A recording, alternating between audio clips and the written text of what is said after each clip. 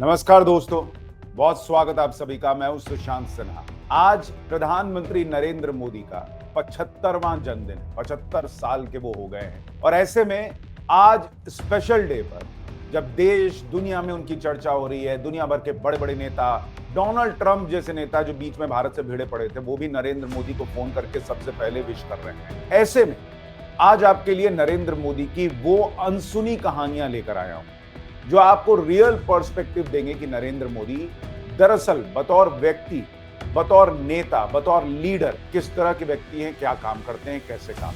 वो किस्से, वो कहानियां जो आपने आज से पहले नहीं सुनी। जैसे मैं आपको ये भी बताऊंगा कि जब मैं न्यूज की पाठशाला शो कर रहा था और अचानक मेरे पास उसी वक्त शो खत्म नहीं हुआ था और प्रधानमंत्री नरेंद्र मोदी का फोन क्यों आया और उन्होंने मुझसे फोन पर क्या कहा, आज आपको इस वीडियो में ये भी बताऊंगा। आप सुनेंगे तो हैरान रह जाएंगे। लेकिन पहले अगर आप भी प्रधानमंत्री नरेंद्र मोदी की लंबी उम्र और ऊर्जा की कामना कर रहे हैं तो एक लाइक इस वीडियो में कर दीजिए और कमेंट में उनके लिए एक बधाई संदेश या जो भी बर्थडे पर आप उनको संदेश देना चाहते हैं जरूर दीजिएगा और फिर ये पूरा वीडियो देखने के बाद भी अपनी राय जरूर लिखिएगा प्रधानमंत्री नरेंद्र मोदी पर। लेकिन इससे पहले कि मैं आपको बताऊं कि भाई मैं न्यूज की पाठशाला शो कर रहा था और अचानक प्रधानमंत्री नरेंद्र मोदी का फोन क्यों आ गया, मैंने फोन जब लिया और उधर से प्रधानमंत्री नरेंद्र मोदी की आवाज आई और उन्होंने मुझसे उस फोन कॉल में क्या कहा, क्योंकि बहुत बार लोग कहते हैं कि अरे नरेंद्र मोदी की सरकार जो है वो मीडिया को कंट्रोल करती है, ये करती है, वो करती है। आज उसकी सच्चाई भी आपको बताऊं। लेकिन उससे पहले मैं आपको दिखाना चाहता हूं कि नरेंद्र मोदी के काम करने का स्टाइल क्या है। सबसे बड़ी ताकत जो मुझे नरेंद्र मोदी की लगती है कि वो किसी भी व्यक्ति को, चाहे वो छोटा कार्यकर्ता हो उनकी पार्टी का या बड़ा केंद्रीय मंत्री हो उनकी पार्टी का या दूसरे पार्टी का भी नेता, जैसे अभी हाल में वो पप्पू यादव से भी मंच पर मिल लिया, हंसी मजाक कर लिए, जो पप्पू यादव राहुल गांधी के मंच पर नहीं चढ़ पाए। तो नरेंद्र मोदी हर व्यक्ति से जिस तरह से मिलते हैं, जिस तरह से उनसे चर्चा करते हैं, एक एक का नाम जानते हैं, कहीं मीटिंग में जा रहे हैं तो होमवर्क करके जाते हैं। आज आपको इसका एक अनसुना किस्सा सुनाता हूं जो मुझे मेरे पॉडकास्ट में अन्नामलाई जी ने सुनाया। नरेंद्र मोदी जब तमिलनाडु में एक मीटिंग करने गए, उस वक्त अन्नामलाई कोई बहुत फेमस नेता नहीं थे, लेकिन अन्नामलाई ने यह किस्सा सुनाया कि वहां पर नरेंद्र मोदी ने ऐसा क्या किया था जो अन्नामलाई जिंदगी भर नहीं भूल पाए और नरेंद्र मोदी के फैन हो गए। यह अनसुना किस्सा सुनिए, फिर आगे की बात। आपको पीएम से पहली मुलाकात मैं पूछ रहा था, आपको याद है पीएम से आप पहली बार कब मिले? सर मेरे को पीएम सर पर्सनली मालूम नहीं था इनिशियल पीरियड में। सर एक बार 2021 मार्च अप्रैल समय में एक पार्लियामेंट्री बोर्ड मीटिंग था, तमिलनाडु असेंबली का कैंडिडेट फाइनलाइजेशन का मीटिंग था। पीएम साहब बोला, अन्नामलाई जी अब बोलो। मेरा नाम पीएम का मालूम है, clearly PM is like Annamalai ji अब बोलो। मैं का फर्स्ट शॉक है because there is no way PM will know me. Annamalai एक तमिलनाडु में एक कार्यकर्ता इंडिया में। Then later I understood PM का कोई भी व्यक्ति का PM will study, he will never forget name. Elephant का मेमोरी। एक बार मैं आप चेन्नई एयरपोर्ट में हमारा कार्यकर्ता 30 इयर्स का पहले एक स्टोरी कार्यकर्ता शुरू किया, पीएमओ स्टोरी कंप्लीट किया। 30 इयर्स का पहला story. So I am amazed by this human being, amazed by this human being that is understanding, his memory, his concern. Sir, you see in TV only half of PM. We know PM from the back. PM will check. एक हमारा physically challenged का, disability का एक हमारा कार्यकर्ता था, दीपक का नाम, हमारा एक बूथ अध्यक्ष ईरोड में एयरपोर्ट में पीएम साहब का मिले था। उसके बाद पीएम सर मैसूर में लैंड हो गया। नेक्स्ट कार्यक्रम मैसूर में, लेट नाइट में मैसूर में लैंड। देन पीएम का सेक्रेटरी 10:30 बजे मेरे को फ़ोन किया। पीएम सर पूछ रहा हूँ वो दीपक का आर्थिक परिस्थिति क्या है, how much is he earning. So I listen to his story, he said is contributing to the party also, is he earning well, please check and let me. So likewise I must have got hundreds of calls. एक एक व्यक्ति का एक message में PM prime minister office का somebody will write. So then they will send letter, party related letter they'll send to us. Please check, attend, check कीजिए. So he is an amazing human being, sir. He is a human being of extreme concern. If you see PMG, he will come, एक कार्यकर्ता 30 seconds he will give to कार्यकर्ता का नाम, कार्यकर्ता क्या कर रहा हूँ, पोजीशन क्या है, पूरा eye to eye PM will be there. Then namesake, other political leaders are फर्जी political leaders जी, मेरा को पक्का मालूम है. I'm seeing everybody also, namaste, namaste. PM is not like that. He will believe, he will concern. Then meeting के बाद he will check with you. वो lady अच्छा है, वो लेडी क्या होगा, वो लेडी बहुत ओके, वो लेडी मेरे को बोला, चेन्नई में PM साहब का एक आदमी बोला, ट्विंस हो गया, मैं नहीं देख लिया जी, आपका कार्यक्रम है मैं इधर. PM साहब का सेक्रेटरी फोन आया था, please go and ask him to take care of his family, he should not come like this. He can meet PM anytime in the future, but his child is important. He is a father. Ask him to go to his home immediately. पूरा lineup में PM story सुन लिया. उसके बाद क्या story में attend करना पड़ेगा, PM साहब will tell secretary will call us. ये एक स्पेशल आदमी है जी, एक स्पेशल आदमी है. So ये PM सर का ये समय में we are also here. That is the greatest privilege for me in party. So this other political fellows will never understand. ये नरेंद्र मोदी की खासियत है कि वो लोगों को एकदम से अपना बना लेते हैं, इस तरह से छोटी छोटी बातों का ध्यान रखकर कि भाई आप किससे मिल रहे हैं, उसका नाम क्या है, वो क्या करता है. एक एक रिपोर्ट उनके पास होती है जब वो कहीं जाते हैं, पूरा होमवर्क करके जाते हैं. और इसीलिए आप देखिए उनकी टीम से जो लोग जुड़ते हैं वो ऐसे ही नहीं हटते. और उन्होंने जो अपनी टीम बनाई, भाई राहुल गांधी पे यही तो आरोप लगता है कि उनकी टीम बेकार है, उनकी टीम को समझ ही नहीं है कि पॉलिटिक्स क्या है, कैसे करना है, देश के हित में क्या बोलना है, नहीं बोलना है. नरेंद्र मोदी के लिए मुझे लगता है कि उनकी सबसे बड़ी खासियत है कि उन्होंने अपनी एक शानदार टीम बनाई, और इसका क्रेडिट उनको ही देना होगा क्योंकि उन्होंने वो लोग चुने हैं जो परफॉर्म करके दिखा रहे हैं. और जो लोग परफॉर्म कर सकते हैं उन्हें अपनी टीम में लाने के लिए नरेंद्र मोदी किस हद तक जाते हैं, उससे जुड़ा एक अनसुना किस्सा मैं आपको सुनाता हूं, जो कि मुझे विदेश मंत्री एस जयशंकर जी ने पॉडकास्ट में सुनाया. उन्होंने बताया था, मैंने उनसे पूछा कि भाई आप कैसे आ गए, कैसे आपको नरेंद्र मोदी कैबिनेट में ले आए. किसी ने सोचा नहीं था कि एस जयशंकर विदेश मंत्री बनेंगे.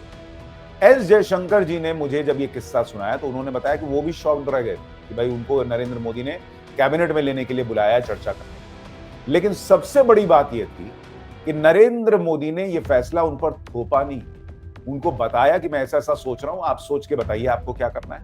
और दूसरी सबसे बड़ी बात कि नरेंद्र मोदी ने उन्हें यह तक ऑफर दे दिया कि अगर आप चाहें कि भाई चलो ठीक है, मैं पॉलिटिक्स में किसी पार्टी के जरिए आकर काम नहीं करना चाहता, तो आप पार्टी ना ज्वाइन कीजिए, हम आपको जो है वो राज्यसभा में मनोनीत करके ले आएंगे और फिर आप देश की सेवा कर सकते हैं. तो ये नरेंद्र मोदी का विजन है कि जो आदमी टीम में चाहिए उसके लिए नहीं कि ना तुम पहले हमारा पार्टी ज्वाइन करो तभी हम तुमको कुछ देंगे. देश के लिए अगर वो आदमी जरूरी है तो कैसे नरेंद्र मोदी उस व्यक्ति को टीम में ले आने के लिए किसी लेवल तक चले जाते हैं, सुनिए जरा ये. सर, जब आपने ये जिम्मेदारी ली थी विदेश मंत्री की, क्या आपको पहले प्रधानमंत्री ने या किसी ने बताया था कि हम ये जिम्मेदारी देना चाह रहे हैं, आपसे बातचीत होकर ये मिला था या आपको जिम्मेदारी दे दी? नहीं, क्या हुआ था कि मैं 5 साल पहले की बात कर रहा हूँ. नए मंत्रिमंडल घोषित करने के पहले कुछ ही दिन पहले, बहुत ही कम दिन पहले उन्होंने मुझे बुलाया था और मुझे लगा कि मेरे मन में ऐसा कोई मैंने सपनों में भी सोचा नहीं था. मैं उस समय सर्विस से रिटायर हो चुका था, मैं वो टाटा ग्रुप के साथ मैं काम कर रहा था. बीच बीच में मैं मिलता रहता था, वो आप जानते हैं वो PM की आदत है, वो बहुत लोगों से मिलते हैं, फीडबैक लेते हैं, वो उनका स्वभाव है, उनका एक किस्म से काम करने का तरीका. तो मुझे लगा कि भाई बुला रहे हैं, हो सकता है कि पूछेंगे कि चलिए अब नई सरकार बन रही है, कहीं कुछ राय लेंगे, तो ऐसा कुछ था. तो मेरे लिए तो मैंने कहूँगा कि बिल्कुल सरप्राइज़ था कि उन्होंने कहा कि वो चाहते हैं कि मैं राजनीति में आऊँ, मंत्री बनूँ. तो मेरा फर्स्ट रिएक्शन था कि अब मेरे पूरे परिवार में अगल बगल में कोई ऐसा, क्योंकि हम सब लोग ज़्यादातर सरकार में हैं या प्रोफेशनल हैं, कोई चार्टर्ड अकाउंटेंट है, कोई लॉयर है, कोई डॉक्टर है. तो मेरे पूरे परिवार में ऐसा कोई व्यक्ति नहीं था, कोई अनुभव नहीं था. हमें कहीं वैसे मुझे शुरू से हम राजनीतिक दुनिया को फॉलो तो करते थे, ये नहीं था कि हम नहीं जानते. घर में भी माने बहुत सारे राजनीतिक नेताओं के साथ हमारी दोस्ती थी, पर खुद माने मैदान में उतरना वो कभी मैंने सोचा नहीं था। तो अब उन्होंने ये प्रस्ताव रखा, अब जब देश के प्रधानमंत्री हो वो भी मोदी जी कहते हैं तो मानते हैं। तो आपने कितने उसी वक्त बोल दिया कि ठीक है, या थोड़ा टाइम लिया था? नहीं, उन्होंने ये नहीं कहा। उन्होंने कहा कि ये मेरा आइडिया है, आप सोचिए इसके बारे में और मुझे बताइए, या ये पार्टी भी ज्वाइन करना, क्योंकि उस समय मैंने सोचा नहीं था कि पार्टी में ज्वाइन करूं नहीं करूं। तो पीएम ने खुद कहा कि आप अपना समय ले लीजिए।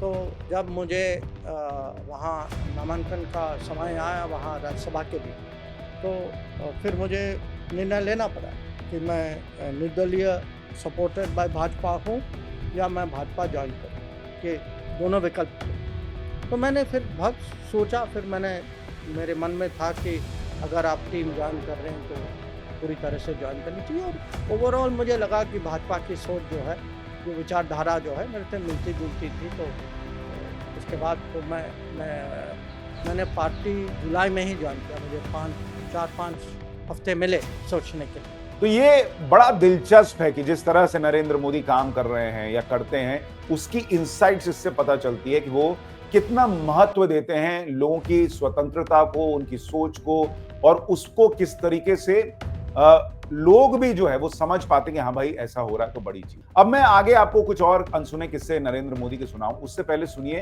कि मुझे नरेंद्र मोदी जी ने बीच शो में, जब शो खत्म नहीं हुआ था उसके ठीक पहले उन्होंने फोन क्यों किया, और ये बड़ा दिलचस्प किस्सा है। इस किस्से को सुनाने के पहले मैं आपको एक चीज तो क्लियर कर कि जो ये आरोप लगता है कि नरेंद्र मोदी सरकार मीडिया को कंट्रोल करती है, ये करती है, वो करती है, भाई मेरे पास तो आज तक, मैं आपको ऑन रिकॉर्ड दे रहा हूं, आज ये 17 सितंबर 2025 को, अभी तक तो कम से कम मेरे पास प्रधानमंत्री कार्यालय से कोई फोन नहीं आया कि ये शो क्यों कर दिया, वो क्यों चला दिया, ऐसा क्यों बोल दिया, वैसा क्यों। मैं 22 साल से ज्यादा से पत्रकारिता कर रहा हूं, बहुत सरकारें देख ली, बहुत चैनल देख लिए, ऐसी सरकारें भी देखी हैं जहां प्रधानमंत्री और उनके कैबिनेट मिनिस्टर्स का अगर रिपोर्ट कार्ड कोई सो कॉल्ड बहुत बड़े बड़े पत्रकार चलाना चाहते थे तो वो रिपोर्टें भी गिरवा दी जाती, खैर वो जाने दीजिए।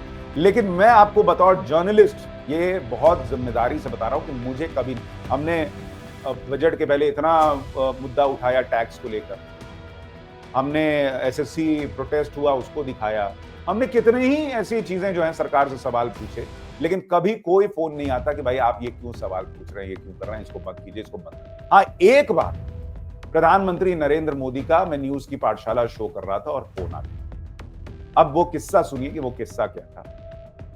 दरअसल उस दिन जब मैं न्यूज की पाठशाला शो करने गया, और उस शो से मेरा एक लगाव है, कमिटमेंट है, दर्शकों का भी बड़ा कमिटमेंट है, तो मैं भी वो शो मिस नहीं करता, चाहे मुझे बुखार हो जाए, गला खराब हो जाए, तबीयत खराब हो जाए। प्रयास ये रहता है 99.9% टाइम कि भाई किसी भी हालत में जाऊं और शो।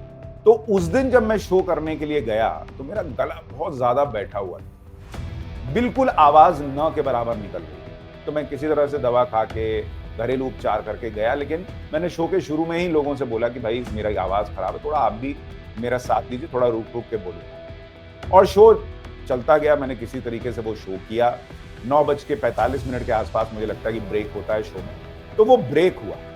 और उस दौरान अमूमन मैं फोन कभी चेक करता हूं, कभी नहीं चेक करता हूं, पर उस दिन मैंने जो है वो इत्तेफाकन फोन चेक किया तो देखा उस पर दिल्ली के लैंडलाइन से एक फोन आया। मतलब दिल्ली के लैंडलाइन से मुझे कौन फोन कर रहा होगा, तो मैंने फोन उठाया और उधर से आवाज आई कि सुशांत सिन्हा जी बोल रहे हैं। मैंने कहा मैं बोल रहा हूं। तो आवाज ने दूसरी लाइन ये कही कि भाई प्रधानमंत्री आपसे बात करना चाहते हैं। तो मैं शॉक्ड रह गया कि भाई शो चल रहा है, अभी एक ब्रेक हुआ है और प्रधानमंत्री मुझे क्यों फोन कर रहे हैं, मुझसे क्या बात करना चाहते हैं, क्या हुआ नहीं हुआ। तो 100 तरीके के ख्याल आपके दिमाग में आते हैं कि भाई अभी क्या हुआ है, नहीं हुआ है, क्या शो से रिलेटेड कुछ हो सकता है। आज तक तो कभी ऐसा शो के को लेके कोई फोन तो आया नहीं, तो आज क्यों आ रहा है। मतलब 10 चीजें उतनी देर में, जब तक मैंने कहा कि हाँ ठीक है बात कराइए, तो वो चीजें आ गई दिमाग में। खैर, उधर से फिर प्रधानमंत्री नरेंद्र मोदी जी की आवाज आई और उन्होंने जो मुझसे कहा मैं सुनकर और ज्यादा शॉक्ड रह गया। प्रधानमंत्री जी ने मुझसे कहा कि हाँ भाई सुशांत जी, आपका गला तो बहुत बुरी तरह से बैठा हुआ है, तो मैं हैरान रह गया, मुझे लगा था शो के बारे में कुछ बोल रहे होंगे, कोई खबर के बारे में कुछ बोलेंगे, क्या क्या हुआ है नहीं हुआ, 10 चीजें। उन्होंने कहा कि आपका गला बैठा हुआ है, नौकरी बहुत जरूरी चीज है लेकिन स्वास्थ्य भी बहुत जरूरी है। और उन्होंने बताया कि वो कहीं किसी पॉलिटिकल कार्यक्रम से गए हुए थे, शायद केरल या कहीं गए थे, और वहां से लौटे और उन्होंने पाठशाला लगाया तो देखा कि मेरे गले की बड़ी बुरी हालत है। तो उन्होंने मुझे नसीहत दी कि थोड़ा गले का ध्यान रखिए, थोड़ा अपने स्वास्थ्य का ध्यान रखिए, और ये जरूरी है क्योंकि भाई आप काम कर रहे हैं, घर परिवार को भी साथ लेके चलना है, तो अपना हेल्थ जो है उस पर भी ध्यान दें। इतनी देर में ब्रेक भी खत्म होने लगा और अब शो शुरू होना था फिर से, तो मैंने माफी मांगी कि सर समय खत्म हो गया, लेकिन बहुत बहुत धन्यवाद, मैं आपकी बात का ध्यान रखूंगा, और मैंने फोन रखा। लेकिन आप सोचिए ये घटना आपको नरेंद्र मोदी के बारे में क्या बताए कि देश के प्रधानमंत्री के पद पर बैठे व्यक्ति को भी अगर सामने ये दिख रहा है कि कोई आदमी किसी तकलीफ में, तो उन्होंने ये नहीं सोचा कि मैं नरेंद्र मोदी, मैं देश का प्रधानमंत्री, मैं एक पत्रकार को फोन करके क्यों बोलूं भाई अब थोड़ा ध्यान रखिए। लेकिन उनके मन का भाव आप देखिए कि जो व्यक्ति सामने किसी को तकलीफ में देख रहे हैं अगर, तो उन्होंने तुरंत फोन लगा के बोला कि भाई ध्यान दीजिए, नौकरी जरूरी है लेकिन ये भी जरूरी है कि अपने हेल्थ पे। ये जो ह्यूमन एंगल है नरेंद्र मोदी का, ये जो मानवीय पक्ष है, ये लोग एजेंडा चलाते हैं तो ऐसा दिखाते हैं जैसे नरेंद्र मोदी और अमित शाह वगैरह सिर्फ चुनाव जीतने के लिए जिंदा हैं और बाकी उनको किसी से कोई फर्क नहीं पड़ता क्या हो रहा है। और ये सिर्फ मेरी बात नहीं है, मेरे साथ तो चलिए घटना हुई, मैं आपको बता रहा हूं। एक दिवाली मिलन कार्यक्रम हुआ था जहां सब पत्रकार को प्रधानमंत्री मिलते हैं, एक कार्यक्रम होता है, सारे पत्रकार सारे चैनल्स के बुलाए जाते हैं, एक दिवाली मिलन, होली मिलन, इस तरह का कुछ कार्यक्रम कभी कभी होता है। तो वो दिवाली मिलन कार्यक्रम कोरोना के बाद हो रहा था क्योंकि बीच में कोविड की वजह से नहीं हो पाया। तो उस दौरान प्रधानमंत्री नरेंद्र मोदी ने सारे पत्रकारों से कहा कि भाई मैंने देखा कि कोविड के दौरान कई पत्रकारों ने कैसे जान पर खेलकर काम किया, कईयों को बहुत मुसीबतें आई, दिक्कतें आई, और आपका काम बहुत आसान नहीं है। तो वहां बड़े बड़े चैनल्स के managing editor, editor in chief, मालिक सब बैठे हुए थे और उन्होंने कहा कि भाई पत्रकारों का हर कुछ दिन पे हेल्थ चेकअप करवाइए, अपने अपने संस्थान में ये व्यवस्था कीजिए, उनके इंश्योरेंस की व्यवस्था को और मजबूत कीजिए, और अगर जरूरत पड़ेगी, आपको लगता है कि भाई हम भी कुछ आपकी हेल्प कर सकते हैं बतौर सरकार, तो हमको बताइए, हमको करें। ये है नरेंद्र मोदी का ह्यूमन एंगल कि पत्रकार की जिम्मेदारी है कि वो बाहर निकले और काम करे और खबर लेकर आए, तो उसके लिए भी वो सोचते हैं कि भाई इसका भी घर परिवार है, इसके लिए कुछ सोचना चाहिए कि इसका स्वास्थ्य ठीक बना रहे और इंश्योरेंस कम से कम। और इसलिए मैं आपसे कह रहा हूं कि नरेंद्र मोदी को जो दिखाया जाता है और हम लोग जो करीब से देखते हैं, उसमें इतना जमीन आसमान का फर्क है कि क्या है। और इसलिए मैं आपको सुनवाता हूं, किरण रिजिजू जी को सुनिए, वो भी एक अनसुना किस्सा बता रहे हैं। नरेंद्र मोदी के लिए कहा जाता है ऑटोक्रेटिक, किसी की बात नहीं सुनती, लेकिन आप देखिए कि नरेंद्र मोदी किसी की बात सुनना तो दूर, हर कैबिनेट मीटिंग में कितना ज्यादा सुनते हैं, ये उनके मंत्री बता रहे हैं। सुनिए किरण रिजिजू जी। आप जब पीएम के साथ काम करते हैं, उनका वर्किंग स्टाइल कैसा है? बाहर तो बड़ा माहौल है कि तानाशाह हैं, ये हैं, वो हैं। मोदी जी के काम करने का तरीका क्या है? आप लोगों पे दबाव रहता है उनके साथ काम करने का? सबसे जो बात मैं आपको कहना चाहता हूँ और कहते हुए मुझे अच्छा लग रहा है, मोदी जी के साथ काम करने का सबसे बड़ा अनुभव मेरा ये है कि तनाव का 1% भी प्रेशर आपके पास नहीं रहता है, क्योंकि मोदी जी ऐसा है कि वो काम को बिल्कुल वो उस गति में करते हैं जैसे नेचुरल फ्लो होते हैं, खुद ही गाइड करते हैं और उस फ्लो में सबको काम करना है, तो वो नेचुरली हम उसमें घुस जाते हैं। दूसरा ये कि मोदी जी इतना सुनता है, वो बोलता कम है। जब मोदी जी से बात करते हैं 1-to-1 या कैबिनेट मीटिंग में या किसी भी जो इंटरनल मीटिंग होते हैं, वो सुनते ही जाते हैं, सुनते जाते हैं, सुनते जाते हैं। आखिरी में 1-2 शब्दों में सिर्फ वो बोलते हैं कि हाँ ये ठीक है, इसको ऐसा होना चाहिए, और फिर निर्णय करते हैं। इतना सुनने का क्षमता इंसानों में तो मैंने और किसी में नहीं देखा, इतना सुन सकते हैं। मैं कितना साल से देख रहा हूँ, सुबह से लेकर रात तक कोई कॉन्फ्रेंस चलता है, सुनते जाता है, सुनते जाता है, एक पलक भी वो डाइवर्शन नहीं होते हैं। वो नींद मार करके जो होते हैं ना, लंबा बैठक के बाद थक जाते हैं और लोग डिस्ट्रैक्ट हो जाते हैं, ऐसा तो होता नहीं, फ्रेश रहते हैं। तो as a team member, as a colleague, उसके साथ काम करने का सबसे फ़ायदा ये है कि आपका एनर्जी भी 2 गुना हो जाता है। हम तो कितने सालों से काम कर रहे हैं, लेकिन 2014 में जब मंत्री बने पहली बार, हम मोदी जी की टीम में आए, तब से अब तक मेरा खुद काम करने का जो एनर्जी लेवल भी 3 गुना से भी ज़्यादा बढ़ गया है। ये फ़ायदा मुझे मिल रहा है। मैंने जयशंकर जी का पॉडकास्ट किया था, उन्होंने कहा मोदी जी के साथ सबसे अच्छी बात यह है कि आपको अपनी राय रखने के पहले सोचना नहीं पड़ता। हाँ। वो सुनने को तैयार है कि हाँ बताओ, और उनको ये नहीं कि जो मैं कह रहा हूँ वो कर दो, लेकिन अपनी राय रखो। हाँ ठीक है, प्रधानमंत्री आखिरी निर्णय उनको लेना है, कैबिनेट में क्या करना है, नहीं करना है, देश में क्या करना है, लेकिन आप स्वतंत्र हैं अपनी बात कहने। बिल्कुल, हर एक मंत्री, हर एक इवन अधिकारियों को भी, और कोई भी इंसान जब मोदी जी को मिलते हैं ना, वापस आने के बाद उसका सोच पूरा बदल जाता है, क्योंकि वो इतना सुनता है और इतना हम्बल है मोदी जी। दुनिया में ऐसा नेता बहुत कम मिलेगा। और हम लोग भी चूंकि पीएम से पत्रकार के तौर पर मिलते हैं, मुझे ऐसा लगता है किरण जी की पीएम की जो छवि आप सामने से मिलकर महसूस करें और जो बाहर इकोसिस्टम ने बनाई है, उसमें जमीन आसमान का फर्क है। बिल्कुल, जमीन आसमान से बड़ा अगर कुछ चीज़ है तो मैं बता दूंगा, कोई तालमेल ही नहीं है। छवि क्या बनाने की कोशिश कर रहा है, और मोदी जी का व्यक्तित्व ऐसा है जिसको कोई अगर दाग लगाना चाहेगा तो हकीकत में दाग नहीं लगा सकते हैं। ऐसा मोदी जी का छवि है। जो लोग मोदी जी को जानते हैं, एक बार मिल लिया, जान लिया और समझ लिया, फिर वो दूसरा बारे में सोच नहीं सकता। देखिए, नरेंद्र मोदी की यही खासियतें जो उनको बाकी नेताओं से अलग बनाती हैं, और इसीलिए नरेंद्र मोदी का कंपैरिजन आप राहुल गांधी वगैरह वगैरह से तो छोड़ ही दीजिए। मैं कह रहा हूं, आप नरेंद्र मोदी का कंपैरिजन आज की डेट में अटल बिहारी वाजपेयी से भी होता है। और अटल बिहारी वाजपेयी और नरेंद्र मोदी में क्या बेसिक फर्क है? क्यों नरेंद्र मोदी जैसा पॉपुलर प्रधानमंत्री इस देश को शायद कभी ना मिला है, ना मिलेगा? आप सुनिए, स्मृति ईरानी ने मुझे कुछ बातें बताई। अटल बिहारी वाजपेयी और नरेंद्र मोदी, इन दोनों में क्या फर्क है, मोदी कैसे काम करते हैं, इसके बारे में जो अनसुना किस्सा बता रही है, सुनिए जरा। और अटल जी और मोदी जी का जब आप कंपैरिजन करती हैं, क्योंकि आपने इतने क्लोज से अटल जी को भी देख लिया और मोदी जी के साथ भी काम कर लिया, दोनों में क्या बेसिक डिफरेंस दिखता है? देखिए, Atal ji created the guarantee that BJP can govern on issues of, like I said, bijli, sadak, pani, infrastructure. Narendra Modi himself became a guarantee.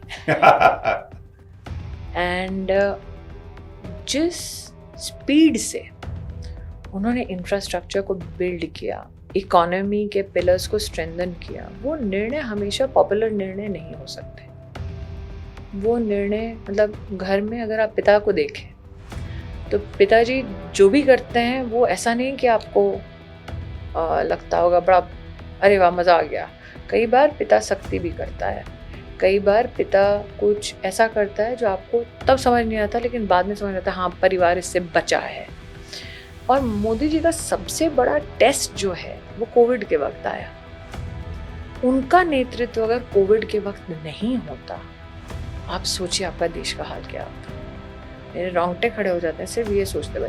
मैंने उनके 10 साल एज कार्यकाल सिर्फ नहीं देखा, मैं नरेंद्र मोदी जी को 2002 से जानती हूँ। तो वो फोटोग्राफ भी है जब मैं पहली बार उनसे अहमदाबाद के एक स्टेडियम में मिली, एक कार्यक्रम में पतंग उत्सव मना रहे थे।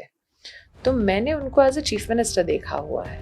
और मैं, अगर आप मेरे राज्यसभा का नॉमिनेशन पेपर निकालें तो जो पहला नाम है proposing the name Smriti Irani for Rajya Sabha from Gujarat, that is Narendra Modi. और इसमें मैं एक चीज़ और दर्शकों के लिए जोड़ दूं, जो लोग नरेंद्र मोदी को तानाशाह कहते हैं, उनको मैं याद दिलाऊं कि स्मृति ईरानी एक वक्त में नरेंद्र मोदी चीफ मिनिस्टर का इस्तीफा मांग रही थी। हाँ। और उसके बावजूद आप कह रही हैं कि जब आप राज्यसभा गई तो पहला सिग्नेचर नरेंद्र मोदी का था, उनके कैबिनेट में आपको बहुत अहम जगह मिली।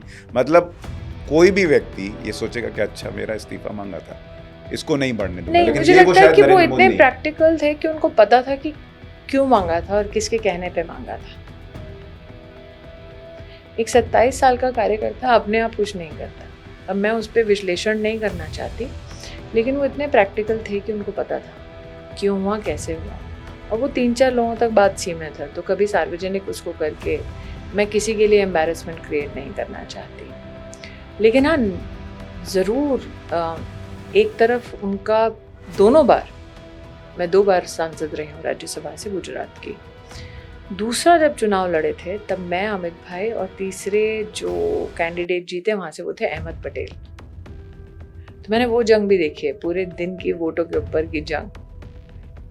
तो इसीलिए कह रही हूँ कि आप जब ये सारे सिलसिलेवार चीज़ें होते देखते हैं तो आपको समझ आता है कि एक जो लोग डिसीजंस ले रहे हैं सरकार में, उनका एक अपना एडमिनिस्ट्रेटिव एक्सपीरियंस, सोशल एक्सपीरियंस तो है ही, एडमिनिस्ट्रेटिव एक्सपीरियंस है। दूसरा, वो हिंदुस्तान की प्रॉब्लम्स को सिर्फ हिंदुस्तान की दृष्टि से नहीं देख रहे हैं, वो जियोपॉलिटिकली क्या हो रहा है आसपास हमारे देश के, उसका क्या प्रभाव होगा। अच्छा, ये लोग तो चलिए बीजेपी के लोग हैं, आप कहेंगे भाई बीजेपी के हैं इसलिए नरेंद्र मोदी की तारीफ कर, लेकिन जिन लोगों ने राहुल गांधी के भी साथ काम किया और नरेंद्र मोदी के साथ अब काम कर रहे हैं, वो भी डिफरेंस बताते हैं कि नरेंद्र मोदी के स्टाइल ऑफ फंक्शनिंग और राहुल गांधी और कांग्रेस पार्टी के स्टाइल ऑफ फंक्शनिंग में क्या फर्क है।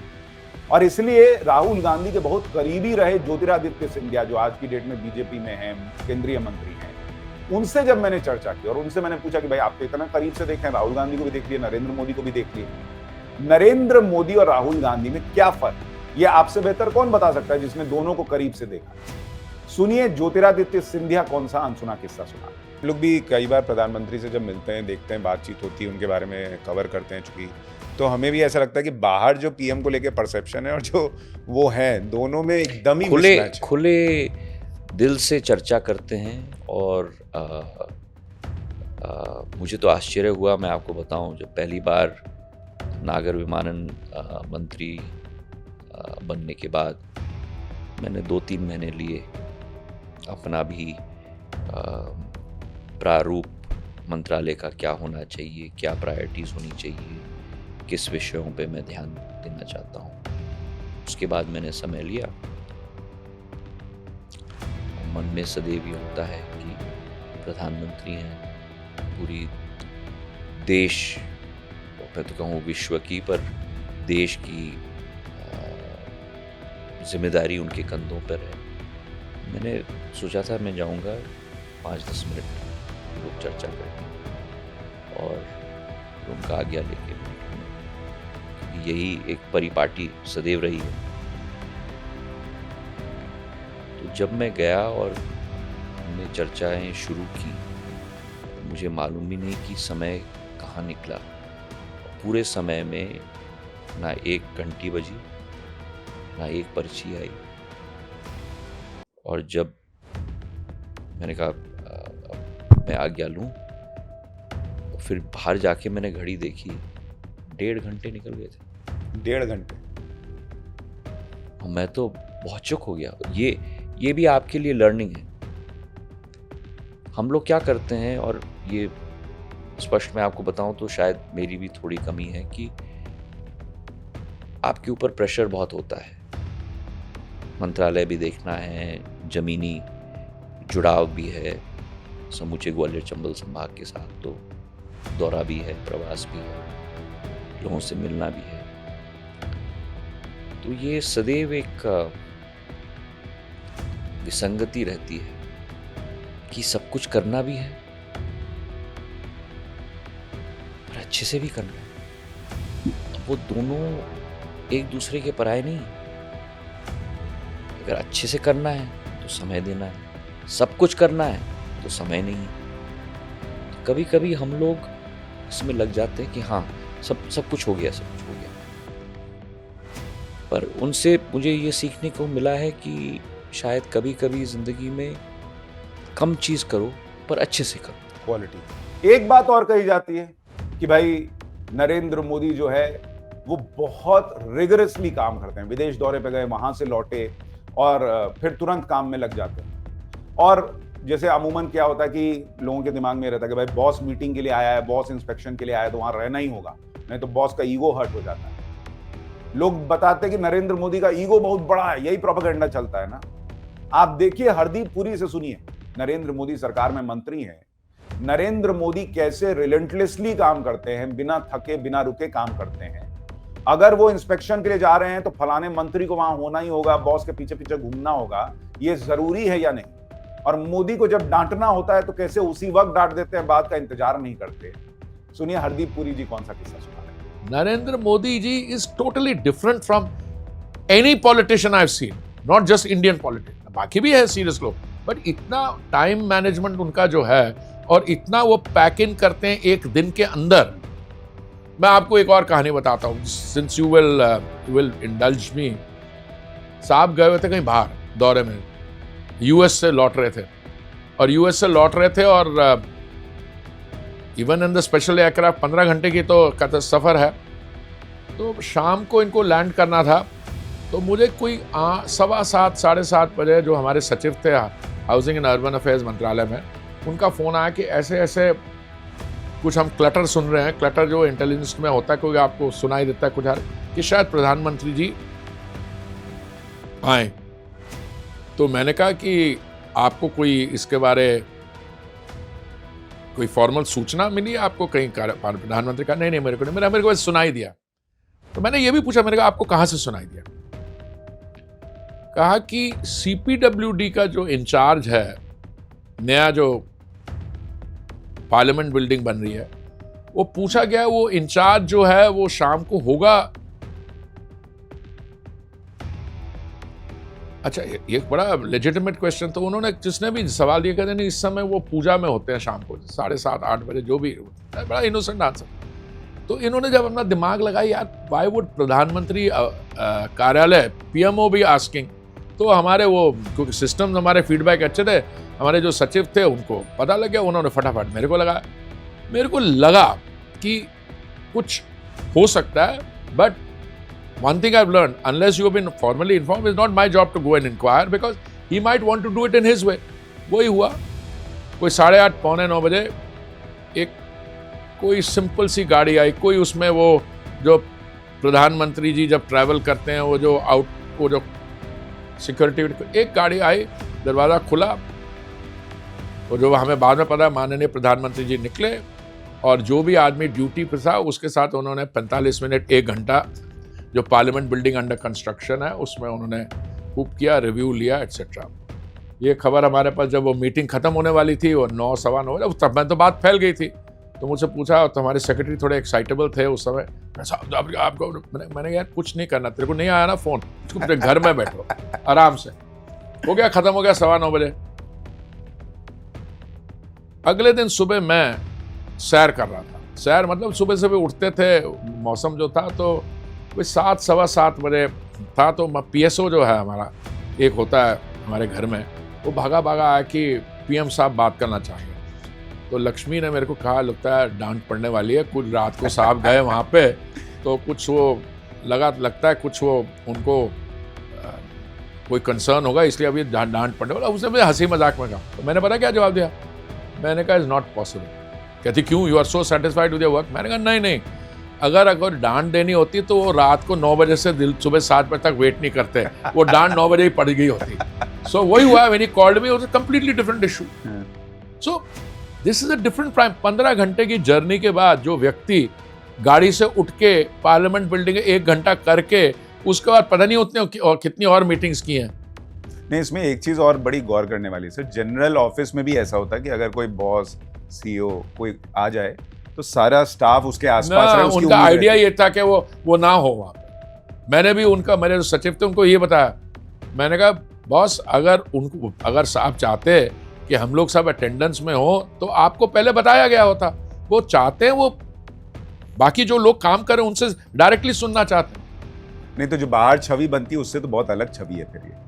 प्रधानमंत्री 100% बाहर तो कहते हैं कि उनको किसी की सुनते नहीं। अरे छोड़े यार, सुनते कैसे नहीं, he is the greatest listener. अच्छा, नरेंद्र मोदी ने जो ट्रांसफॉर्मेशन किया उसमें स्पोर्ट्स का जिक्र किए बिना तो बात ही नहीं हो सकती। आप सुनिए कि जब नरेंद्र मोदी की बात होती है और जब वो स्पोर्ट्स की भी बात करते हैं, स्पोर्ट्स में आप हार जाएं जीत जाएं, वो फोन करेंगे टीम को कि भाई कोई बात नहीं, बहुत अच्छा खेले, हार गए, नहीं बहुत अच्छा किए, जीते हो, शानदार, आओ मिलने आओ, ये भी वो करते हैं। लेकिन पर्सनली कैसे वो खिलाड़ियों का मनोबल बढ़ाते हैं, छोटी छोटी बातें कैसे दिल को उनकी छू जाती हैं।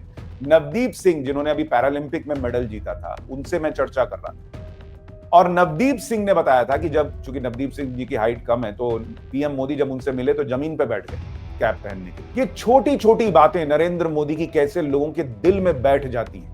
जो लोग कहते हैं ना कि नरेंद्र मोदी वोट चोरी करके जीतते हैं, अरे नहीं बॉस, वो इमोशनली इतना जुड़ जाते हैं ना लोगों से कि वो इमोशन लोगों को उनसे बांध देता है। सुनिए नवदीप ने कौन सा किस्सा मुझे सुनाया, कैसे वो सुनाते सुनाते भावुक हो गए। अच्छा, अभी जब पीएम से आप मिले और वो आपके लिए ज़मीन पे बैठ गए, वो मोमेंट आपके लिए? सर वो मैंने सोचा भी नहीं था कि ऐसा होगा। मेरे को तो लगा था कि मैं थोड़ा सा वो ऐसे करके पहना दूंगा कैप, पर पीएम सर ने जो मतलब वो दिखाया, उसके बाद बोला कि लग रहा है ना कि आप मेरे से बड़े हो, तो वो तो मतलब बहुत मतलब अभी वो मोमेंट बन गया है सर मेरे लिए कि मतलब ऐसा हुआ है, तो उसकी तो मैं प्राइसलेस है सर मेरे लिए।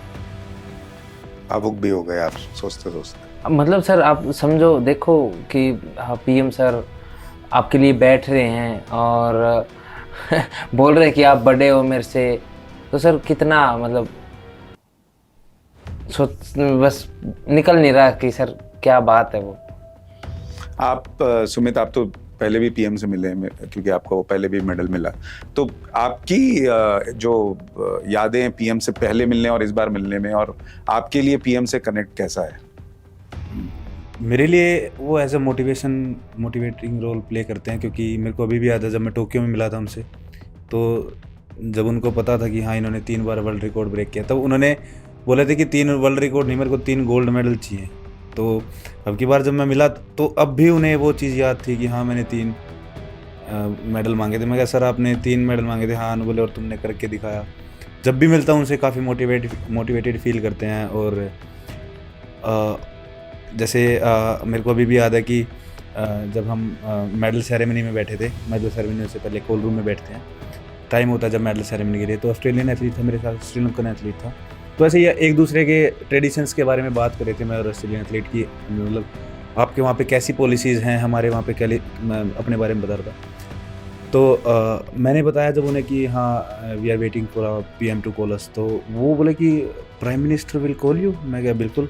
तो एक ऐसा होता है कि जो विदेश वाले भी फील करते हैं कि यार ये हमें नहीं मिल रहा ये चीज़, और उनके पीएम का फोन नहीं, हाँ अपने पीएम का। हाँ, तो कहीं ना कहीं मेरे को बहुत ही प्राउड फील होता है कि हमारे पास में ऐसे प्रधानमंत्री हैं जो इतना टाइम निकालते हैं। मेरे को अभी भी याद है जब उन्होंने बात की तो फौरन जब उनका मतलब फौरन यात्रा थी उनकी, तो उस टाइम पे भी उन्होंने टाइम निकाल के बात की, जाने से पहले भी बात करते हैं।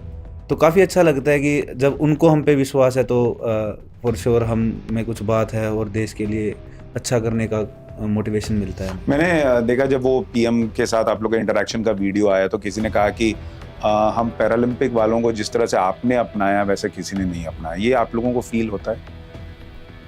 सर ये फील नहीं, आप देख सकते हो सर, आपको भी दिख रहा होगा कि जैसे वो ट्रीट कर रहे हैं सर और सपोर्ट कर रहे हैं। तभी देखो ना 19 से 29 10 मेडल पैरालंपिक में ग्रो होना 3 साल के अंदर सर। पैरालंपिक बहुत बड़ा मंच है सर जहाँ पूरा वर्ल्ड compete करता है, तो उनका सपोर्ट, उन्होंने जो हमें सपोर्ट किया है ना सर, तो उससे ही, तो इसका मतलब उन्होंने अपनाया है।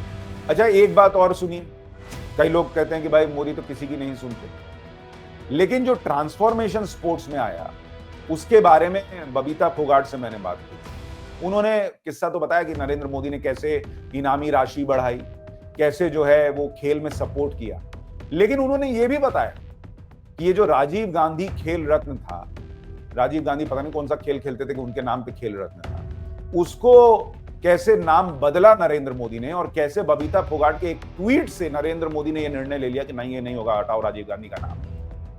ये अनसुना किस्सा सुनिए। पहले की अपनी कुश्ती और उसका स्ट्रगल याद करें, उस जमाने में रेसलर्स को क्या दिक्कतें आती थी और मोदी सरकार के आने के बाद क्या चीजें बेहतर हुई? बहुत सारी चीज़ों में बदलाव है। मैं अगर मुझे लगता है गिनवाने लग जाऊं तो मुझे लगता है कि बहुत टाइम मुझे लग जाएगा क्या क्या चीज़ें बदलाव हुआ है। सबसे बड़ा बदलाव तो आप देखिए कि अब से पहले किसी भी खिलाड़ी को अगर वो रिटायरमेंट में चला जाता था तो उनको कोई भी मतलब सम्मान नहीं दिया जाता था, लेकिन आज हमारे प्रधानमंत्री जी के नेतृत्व के अंदर खेल और खिलाड़ियों के अंदर अगर आप देखेंगे तो उन खिलाड़ियों को आज पेंशन के रूप में, चाहे वो कॉमनवेल्थ का मेडलिस्ट है, चाहे वो ओलंपिक का मेडलिस्ट है, चाहे वो एशियन गेम्स का मेडलिस्ट है, हर उसका एक कैटेगरी बनाई कि उनको इतना सम्मान मिलेगा और उनको इतनी पेंशन दी जाएगी। तो ये बहुत बड़ी चीज़, पेंशन नहीं मिलती थी। ये पेंशन सिर्फ पहली बार आदरणीय प्रधानमंत्री जी के नेतृत्व में किया गया है। आप अर्जुन अवार्ड, द्रोणाचार्य अवार्ड, जो उनकी इनामी राशि 5 लाख थी पहले, जब अवार्ड मिलता था उसकी राशि बढ़ाकर 15 कर दी गई है, और जो खेल रत्न जो मिलता था उसकी राशि 25 या शायद 30 इतना किया है। तो आप डिफरेंस आप खुद देखिए, मतलब कहाँ 5 लाख, कहाँ 15, कहाँ 7 लाख के पक और कहाँ 25-30 लाख। तो ये बड़ी चीज़ है। तो ये कहीं ना कहीं, और मैं आपको बताना चाहूँगी कि मैंने एक ट्विटर के माध्यम से एक आवाज़ उठाई थी, मुझे नहीं पता इतना सीरियस मेरी बात को लिया जाएगा, और मैंने कहा कि जो खेल रत्न अवार्ड राजीव गांधी के नाम पे मिलता था, जो देश का खिलाड़ी के लिए सबसे बड़ा अवार्ड होता है, वो खेल रत्न अवार्ड था। और मैंने कहा कि राजीव गांधी जी कौन सा मतलब खिलाड़ी थे जो आज राजीव गांधी के नाम पर खेल रत्न अवार्ड मिलता है।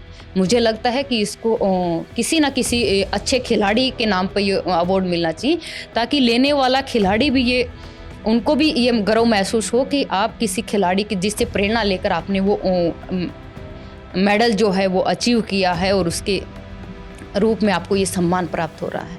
तो आदरणीय प्रधानमंत्री जी ने उस चीज़ को इतनी गंभीरता से लेते हुए और ध्यानचंद अवार्ड के रूप कि ध्यानचंद खेल रत्न उसका नाम रखा गया है, तो ये अपने आप में बहुत बड़ी चीज़ है कि आप कितनी छोटी छोटी बारीकियों के ऊपर भी ध्यान रख रहे हैं, जो मैंने चीज़ कभी सोची भी नहीं थी, वो चीज़ को उन्होंने रखा है।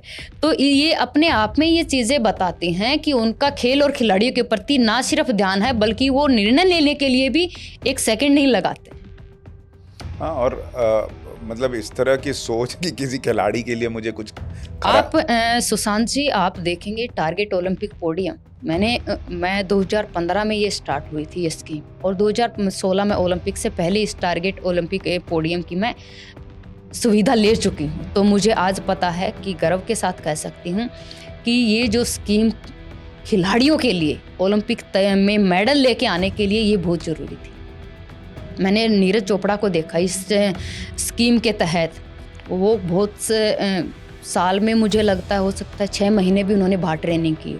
ये उसी स्कीम के सुविधा के अनुसार, उनका खुद का एक फिजियो होता था, उनका खुद का एक ट्रेनर होता था स्पेशल नीरज चोपड़ा के ऊपर, एक कोच, एक फिजियो, एक डॉक्टर, और उनके और कोई अगर उनको स्टाफ की या उनको कोई भी चीज़ की हेल्प की ज़रूरत है, या इंजरी की कोई रिहैब करवाना है, या कोई भी इंजरी होगी, कोई मेजर इंजरी हो गई तो उनका ऑपरेशन कराना हो, हर वो सुविधा दी गई है। सारा खर्चा सरकार उठाएगी। सारा खर्चा सरकार उठाती है, और इतना ही नहीं, उनकी किट वगैरह का भी खर्चा जितना भी उनका एक अमाउंट रखा है, और हर महीने भी उनको अलग से अमाउंट दिया जाता है इन सब सुविधाओं के अलग। इसलिए मैं कहता हूं कि नरेंद्र मोदी को जो लोग नहीं समझना चाहते या नहीं समझ पा रहे, उनके लिए क्या ही कहा जा सकता है, लेकिन जो लोग समझ रहे हैं वो इस बात की अहमियत समझते हैं कि इस व्यक्ति ने इस देश के लिए अपना जीवन लगा दिया। और उस बीच में नरेंद्र मोदी की देखिए एक सबसे बड़ी खासियत है, वो उस मोमेंट में रहते हैं, उस मोमेंट को जीते हैं। इसलिए नहीं कि भाई चलो ये भी कर ले, वो भी कर ले, 10 काम तो करेंगे, लेकिन जब आपके साथ हैं, आपसे मीटिंग कर रहे हैं, तो बिल्कुल आप पर फोकस्ड रहेंगे, ये भी उनका ख्याल है। और फिर वो बातें भूलते नहीं है। जैसे एस जयशंकर ने एक किस्सा सुनाया था कि जब चाइना में जयशंकर एम्बेसडर थे, पीएम तब नरेंद्र मोदी गुजरात के सीएम थे, तब उनसे चाइना में मिले थे, और फिर जब अमेरिका गए और वहां जयशंकर से मिले तो क्या उनकी बात हुई थी एयरपोर्ट पर कान में, सुनिए वो भी किस्सा। देखिए, मेरा खुद अनुभव जो है वो बिल्कुल अलग है, और मैं आपको मैंने 2-3 घटनाएं बताऊं। आप जानते हैं कि उनका पहला बड़ा ट्रिप जो था 2014 में था, जब वो प्रधानमंत्री बन के यूएस गए जी, तो मैडिसन स्क्वायर गार्डन वगैरह। तो मैं उस समय राजदूत था। तो वो प्लेन से उतरे न्यूयॉर्क में, और हमारे यहाँ परंपरा होती है कि उनका स्वागत के लिए अमेरिका का राजदूत और जो हमारे यूएन में राजदूत जो है, वो दोनों जो हैं वो सीढ़ी के नीचे खड़े होते हैं, और हमारी वाइफ जो होती है वो साथ खड़ी होती है। तो वो प्लेन से उतरे, कैमरा था, काफ़ी कैमरा थे, तो लोगों ने दूर से पकड़ा कि वो मुझे और मेरे वाइफ को कुछ कह रहे, कुछ माने वो ऑडियो नहीं था, बातचीत हो रही थी। फिर जाते वक्त पूरे ट्रिप के बाद वाशिंगटन से गए, उस टाइम भी उन्होंने मैंने जाते वक्त कुछ ऐसा कुछ किया, हाथ डाला, कुछ कहा मैं। अब बाद में आप जानते हैं कुछ महीने बाद मैं विदेश सचिव बना, तो हमारे यहाँ चर्चा हुई कि भाई पता नहीं वो शुरू में क्या बात हुई, बाद में क्या बात हुई। तो मैं आपको बताता हूँ, जब वो नीचे उतरे ना, उन्होंने मेरे वाइफ को कहा कि मुझे अभी भी याद है कि मैं जब आपके घर आया था चाइना में, आपने मेरे लिए गुजराती डिश बनाई थी, और मैं वापस जाकर मैंने अपने कैबिनेट को कहा कि देखिए, मैं चाइना में एक जापानी ने मेरे लिए गुजराती डिश बनाई। तो अब सोचिए कि ये 4 साल बीत चुके थे, 3 साल बीत चुके थे। जाते वक्त उन्होंने बस मुझे इतना ही कहा कि अब मुझे पता अच्छा ट्रिप गया, अब थके लग रहे हो, थोड़ा रेस्ट ले लो। देखिए, नरेंद्र मोदी को लेकर तो इतने किस्से हैं कि सुनाता चला जाऊंगा और आप सुनते चले जाएंगे। कभी एक और वीडियो और बना दूंगा। लेकिन आज चूंकि नरेंद्र मोदी का 75वां जन्मदिन है, कई लोग ये अरमान पाल रहे हैं कि नरेंद्र मोदी आज रिटायर हो जाएं, ये करने वो करने। भाई, नरेंद्र मोदी कोई ना रिटायर होने वाला। बॉस उन व्यक्ति का एक ही लक्ष्य है कि मेरे पास जितना जीवन में है, और जब तक पब्लिक सपोर्ट कर रही है कि हाँ, इस कुर्सी पर रह के आप देश के लिए काम कीजिए, उनकी पूरी लिस्ट तैयार है कि मेरे को देश में क्या क्या कर देना है, मुझे देश में क्या क्या बदल देना है। ये इंडी चिंडी, उनकी पिद्दी मीडिया इकोसिस्टम चिल्लाता रह जाएगा। नरेंद्र मोदी ना रुकने वाले हैं, ना झुकने वाले हैं। जब ट्रंप और अमेरिका के सामने नहीं झुके, तो इन लोगों को समझ लेना चाहिए, ये चिंदी मीडिया को और इनके इकोसिस्टम को, कि इनकी हैसियत ही क्या है। और इसलिए नरेंद्र मोदी के जन्मदिन पर ये कुछ अनसुने किस्से मैं लेकर आपके लिए आया, ताकि आप समझ सकें कि नरेंद्र मोदी जहां आज हैं, वहां क्यों हैं और कैसे हैं। आपकी राय क्या है, कमेंट करके जरूर बताइएगा। इस कार्यक्रम को देखने के बाद आपको क्या लगा, क्या आपकी सोच बनी उसके बारे में, और नरेंद्र मोदी के बारे में आप क्या सोचते हैं, ये भी बताइए। वीडियो को लाइक और शेयर कीजिएगा, चैनल को सब्सक्राइब। नमस्कार।